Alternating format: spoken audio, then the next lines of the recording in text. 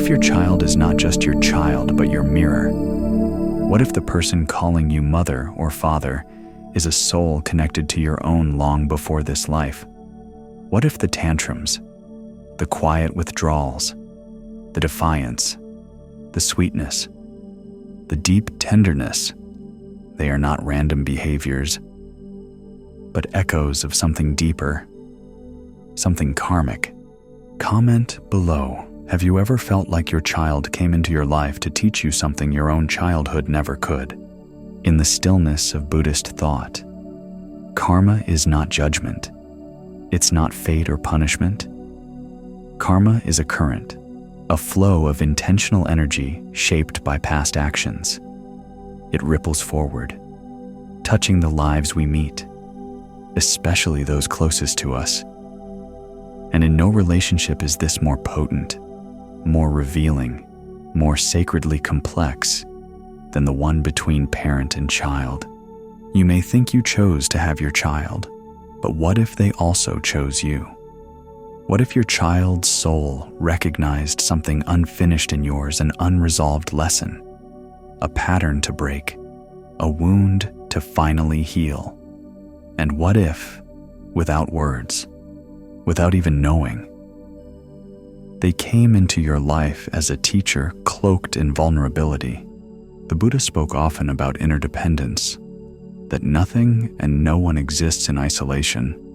And when you apply this to parenting, it becomes clear your child's suffering is never just theirs. Your joy is not separate from their smile, and their anger often mirrors your own inner storms, long buried, perhaps from when you were their age. When your child misbehaves, do you react or do you reflect? When they shout at you, does it awaken your own repressed voice, the one that never dared to speak when you were small?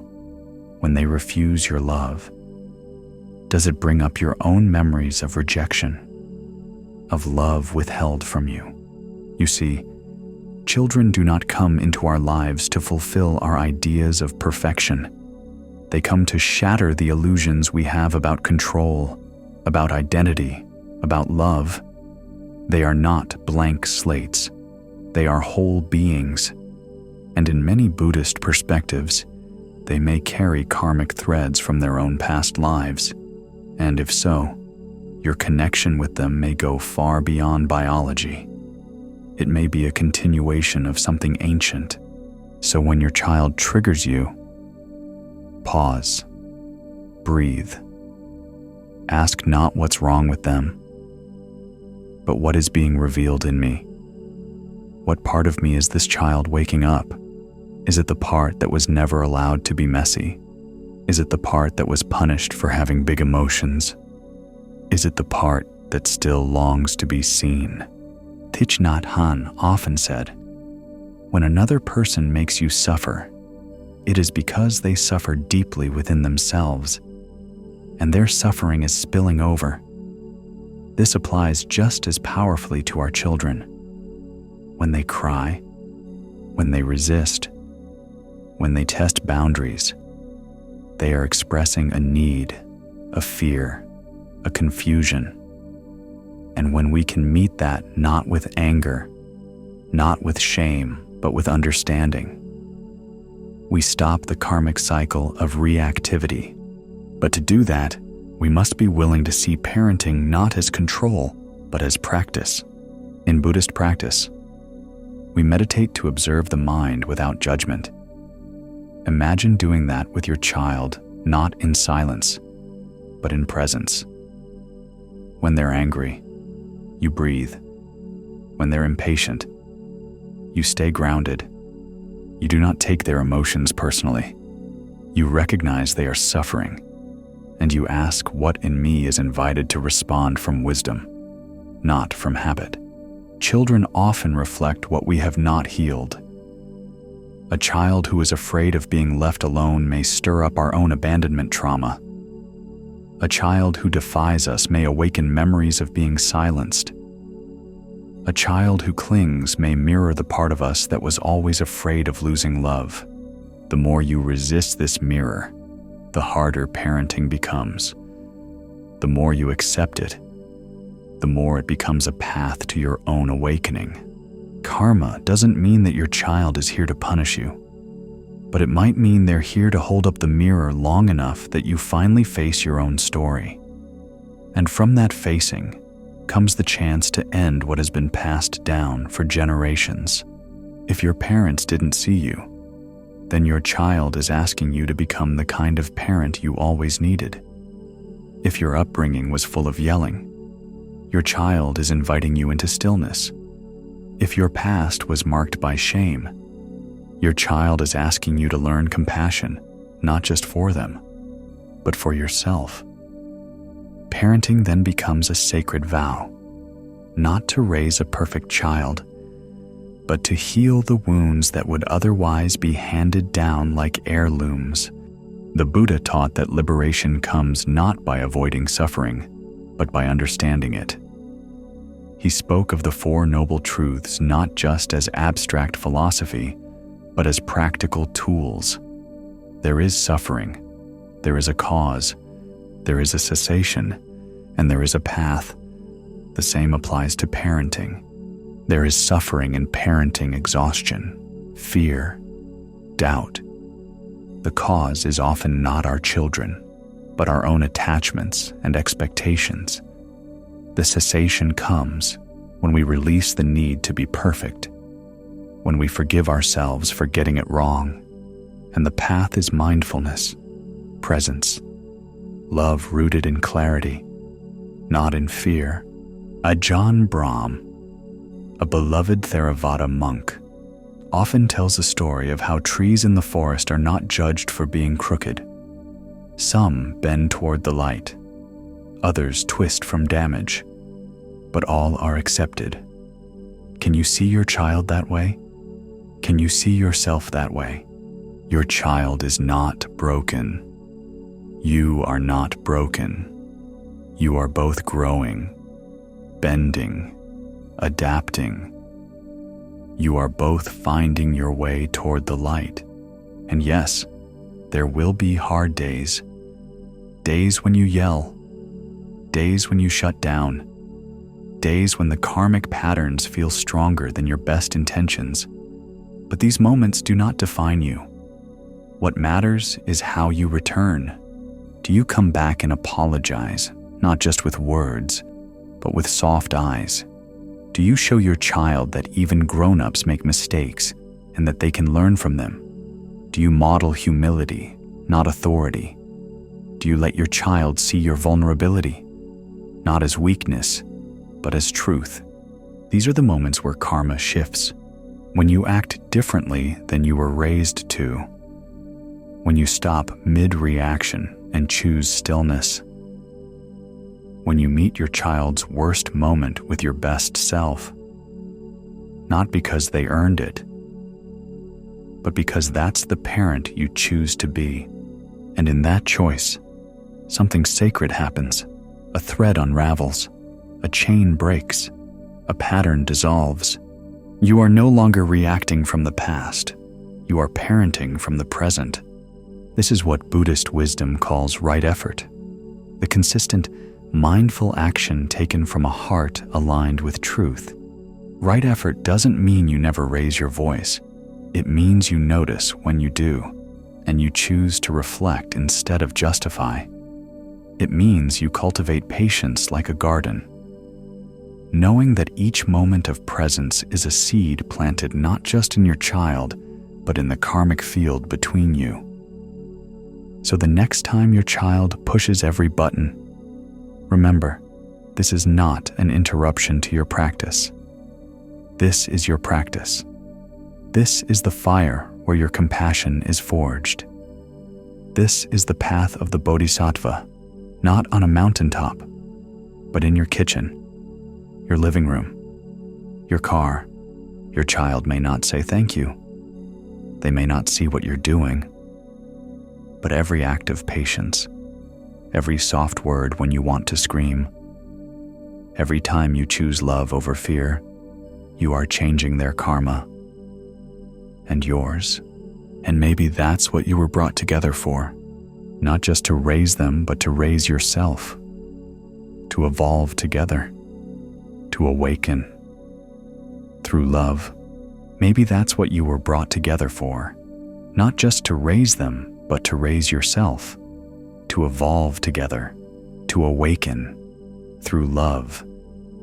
This is not the parenting most of us imagined. We thought it would be teaching manners, packing lunches, making memories. And it is. But it is also far more sacred and far more disruptive.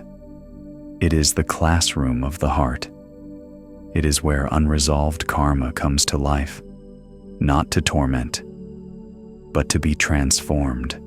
There are days when you will feel like you've failed, when your patience wears thin, when your voice rises, when your child's behavior tears open something inside you that you didn't even know still hurt. And in those moments, you might wonder, what kind of parent am I? But the teachings of the Buddha remind us suffering is not the enemy. Denial is. The root of transformation is not perfection, it's awareness. You do not need to be a perfect parent to break karmic cycles. You need to be a present one, a reflective one willing to pause and ask, not just, what is my child doing wrong, but what am I being called to heal? When your child disrespects you, pause. Is this about them? Or is this about the years you lived with a suppressed voice, afraid to speak up? When they resist everything you say, ask, are they defying you? Or are they awakening the part of you that was forced to obey without question? When they cling to you endlessly, are they too needy?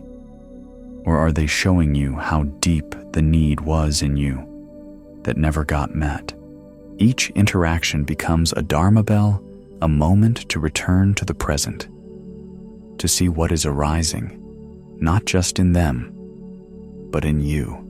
Pema Chodron once said, "Nothing ever goes away until it has taught us what we need to know."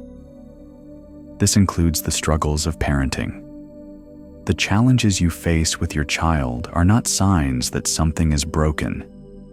They are invitations to learn what love looks like when it's tested, what presence feels like when it's inconvenient, what awakening means when it's messy. In this way, your child becomes your spiritual path, not a distraction from it.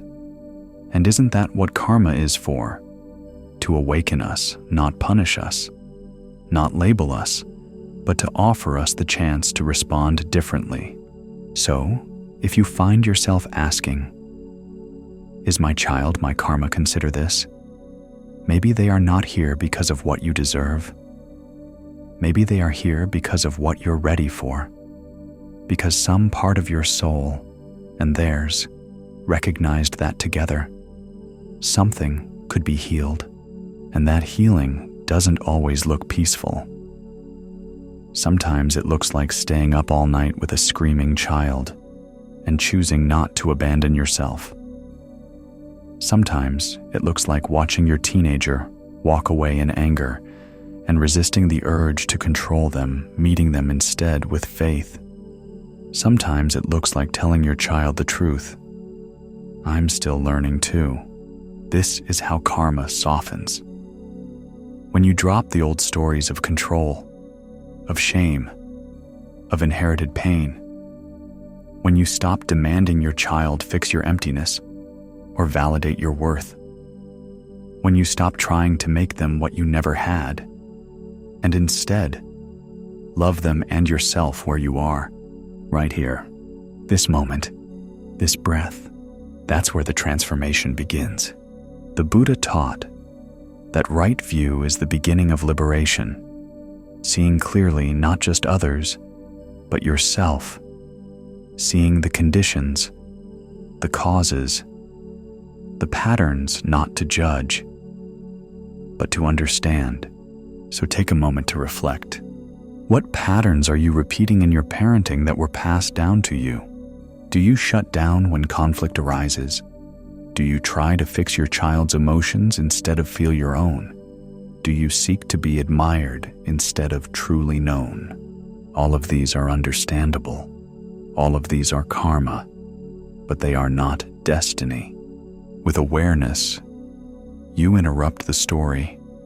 You write a new one where connection matters more than control, one where apology is not weakness, but wisdom, one where you hold your child with strength and softness, not because you have all the answers, but because you're willing to stay with the questions. And isn't that what your child truly needs?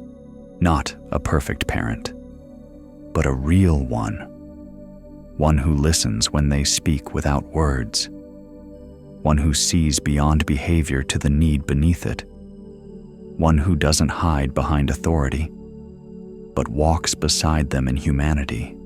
This is parenting as practice, and it is hard, but it is holy. There will be moments where the old karma tries to pull you back, where the urge to yell, to shame, to shut down, rises up, but you will recognize it sooner. You will pause, you will breathe, you will choose differently, not always, but more often. And that more often is the seed of liberation. Do not underestimate the power of a single moment of mindfulness, a single breath taken instead of a word thrown in anger, a single hug given in silence, a single soft "I'm here" whispered into the chaos. These moments are not small. They are sacred. They are the dissolving of karma. They are the echoes of awakening. And over time, they become the new story. Your child may not remember everything you say, but they will remember how it felt to be with you. They will remember the safety, the softness, the way your eyes met theirs with real attention, the way you stayed even when it was hard. And one day, they may parent differently because of it. One day, they may love someone else more fully because you taught them presence, not perfection. And so the karma continues, but not as pain, as peace. This is the legacy of conscious parenting. It is not loud, it is not glamorous, but it is revolutionary. And if you are here, listening, reflecting, breathing through your own discomfort, you are already breaking cycles. You are already healing what generations before you did not know how to face. You are already being the parent your child needs, not because you're perfect, but because you're present. So let us end where we began. Are your children your karma? Maybe, but not as punishment. Maybe they are your karma as a sacred invitation, a mirror, a challenge, a companion, a spiritual partner walking beside you through this life, offering you 1,000 chances to love more deeply, see more clearly, and heal more courageously than you ever thought possible. Bow to the lesson, bow to the love, bow to the child within them and within you, because this journey you're on together, it's not a mistake. It's a continuation. It's a choice. It's a gift. And with each mindful moment, you turn karma into compassion, and pain into presence, and fear into freedom. This is the path. This is the practice. This is parenting through the eyes of the Buddha, and the door is already open.